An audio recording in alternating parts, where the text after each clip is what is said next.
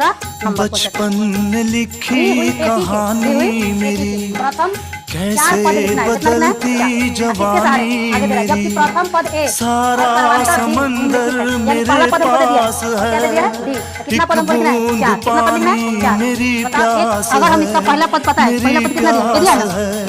पहला पद कितना दिया है? 10 दिया ना, यानी पहला पद 10 दिया। देखिए यहाँ पर लिखना है पहला पद 10।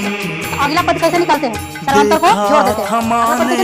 दूसरा पद कैसे निकालते हैं? दूसरा पद अब मिल गई वो दूसरा पद निकालना होता है। तो पहला पद, पहला मैं वो लुटेरा हूँ जो लुट गया, पहला पद प्लस में माँ का भी आंचल कहीं छूट गया। अब बताइए पहला पद 10 है और डी भी कितना है?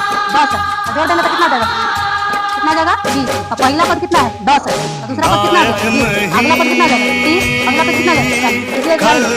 इसलिए ना कहाँ तक पद निकाल सकते हैं? वहीं तक जिसको मन करे पद निकालते निकालते ममर चल जाएगा ना, तो निकाल सकते हैं ना। यानी अगला पद निकालने के लिए हम देखिए एगो पद पता रहेगा और सर्वांतर पता रहेगा, तो उसका अगला टर्म बता सकते हैं। क्या कर रहे हैं? पहला पद में डी को जोड़ देते हैं तो उसका अगला पद निकल जाएगा। दूसरा पद में फिर डी को जोड़ेंगे तो तीसरा पद, तीसरा पद में फिर डी को जोड़ेंगे तो चौथा पद, और चौथा पद में फिर डी जोड़ेंगे तो कौन पद निकलेगा?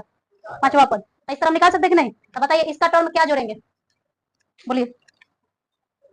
इसका भी निकालना है हमको। कैगो पद? 4 गो। कैगो निकालना है? 4 गो। यहाँ पर कोई दिक्कत है तुमको? दिक्कत नहीं है? ये कह रहा था कि एपीए को दिया गया, अब कैगो पद लिखना है? 4 गो। अब कैगो लिख सकती हो तुम लोग? बताओ। अनगिनत लिख सकती हो ना? क्या करना रहता है? जोड़ देना है। ये ऑब्जेक्टिव में कहेगा, ऑब्जेक्टिव में आएगा, सब्जेक्टिव नहीं पूछेगा। ऑब्जेक्टिव में बोलेगा कि किसी समानांतर श्रेणी का पहला पद 2 है। सुनना ध्यान से, पहला पद 2 है, पहला पद 2 है, अंतर 3 है, अंतर 3 है। तो इसका 3 गो पद बताइए, कौन कौन बता देगा? पहला पद देखिए यहाँ पर हम अपने से बोले कि पहला पद 2 है, पहला पद 2 है और इसका डी हमारा 3 है। डी कितना है? 3 है।